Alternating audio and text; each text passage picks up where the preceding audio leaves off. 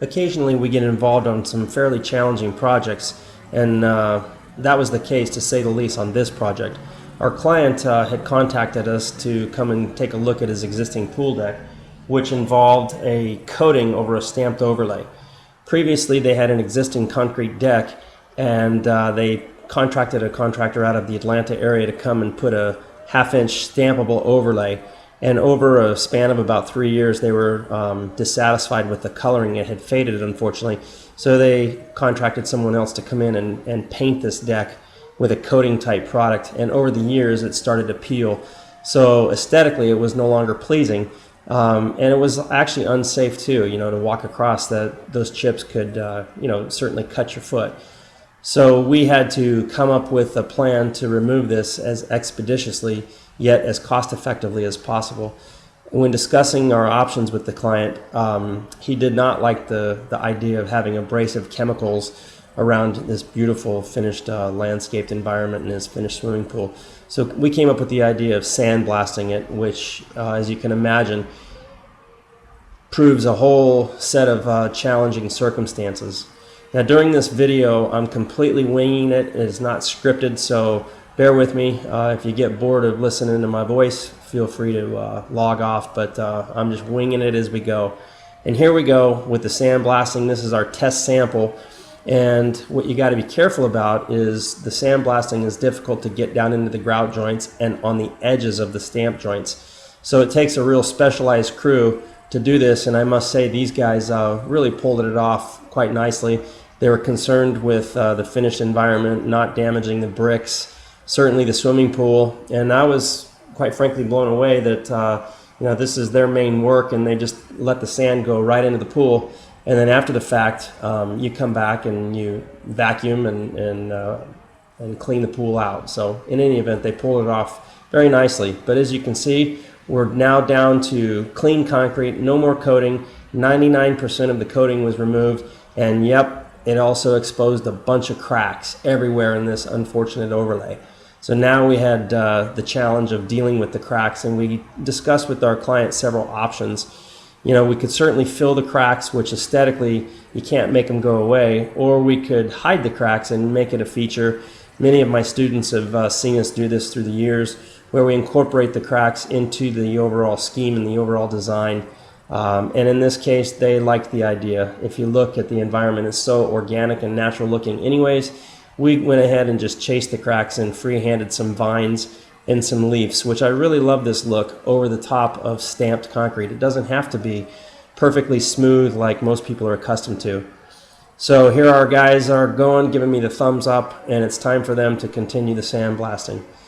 Also, during the sandblasting process, which is fairly aggressive, it unfortunately dislodges some of the existing caulking compound.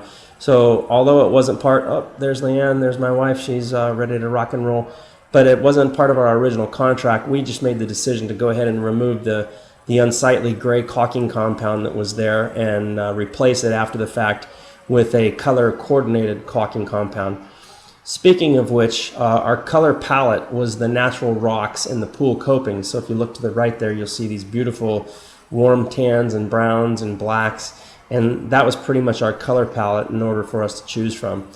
So once the sandblasting is complete, there's my lovely wife Leanne. Water blasting, you can hold on to that thing. Hopefully it doesn't push her off into the pool with that 4,000 psi. But in any event, we wanted to get the residual dust and the grime off of the pool deck. And once again, look at the rocks. That's our color palette to choose from.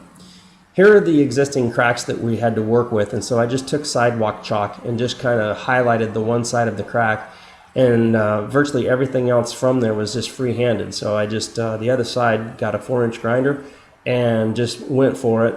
Didn't really care if the vine was not perfectly symmetrical in terms of width, and here I am free-handing a leaf with the 4-inch grinder, and it looks really quite attractive over the top of the imprinted concrete. I love this technique over stamped. It doesn't have to be smooth, as I just mentioned. So this is a perfect example of that. Here Brian is taking the residual dust off of the surface while I'm in the background there doing a lot of cutting of the leaves, and now we're starting with our staining process.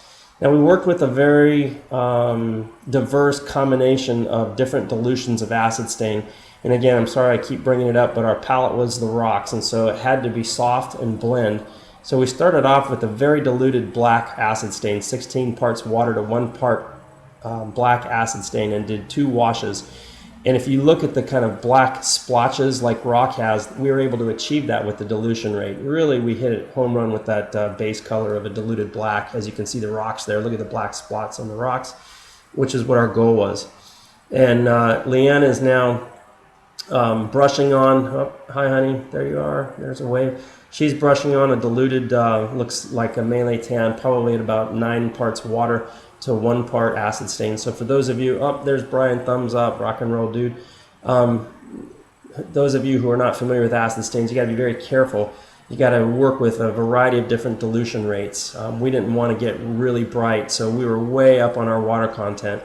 What Brian's doing now is he's cleaning and neutralizing. This is a very important step to bring this deck back to a neutral balance and scrub any residue, which we hardly had any residue at all, simply because due to the fact that we had such diluted acid stains. And now what we're doing is we're working with a water-based stain to kind of define the lines. We did want this to stand out, unlike the acid stains. Oh, sorry about that, a little close there. She gets mad at me when I do that usually.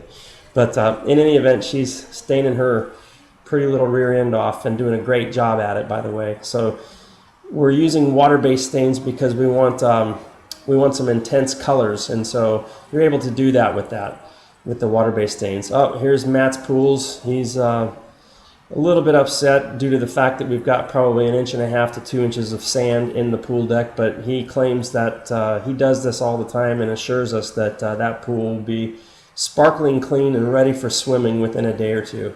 And I got to say that it did, in fact, clear up quite nicely. So kudos to him. But here's our setting, just a beautiful, beautiful environment. Here's an overall view of the acid staining. Now, it was a ton of acid staining on your hands and knees. We had exceptionally warm weather during this time frame. It was 90 degrees and the sun just beat on us. But you can see we've transformed it to an ugly, peeling, epoxy gray paint that was unsightly into something that looks very organic, very labor intensive. Material cost wasn't way up there simply because of the dilution rates, but it was very labor intensive. But this was a faux vine, if you will. There were no cracks on this upper deck, so we wanted to have this upper deck kind of theme into the lower deck, so we just went ahead and freehand cut these vines as to say that the vine continues down the stairs and marries up with the rest of the deck. So 90% of the vines that you see were cracks, but we did have some offshoots where there were no cracks to make it look a little bit more natural. So these two in particular were cracks. The one off to the left there around the pool railing was not a crack, but we just thought it would look better to have something rather than these big long lines. So, but keep in mind, cracks are not always a bad thing. We did end up sealing this deck off with 2 coats of diluted solvent-based acrylic. The cool thing was that we didn't have to put any non-skid additive into the sealer because the sandblasting produced a very nice concrete surface profile. And even after 2 coats of sealer, we still had a great profile. It wasn't slippery at all. Remember, you got to be super careful on pool decks when you're working on someone's pool decks. If you don't have this aggressive texture like we were able to obtain here, you should absolutely put an additive in your sealer to prevent any slip fall hazards. So do your homework and get creative. And as you can see here, it's quite nice. Look at how nice the acid stain blends with the existing deck. A recap: colors that were used were diluted black, diluted Melee Tan, diluted vintage umber, diluted cola, and then we used water-based stains for the vines. So thanks for watching. Appreciate you guys watching this long voiceover, and we'll see you next time.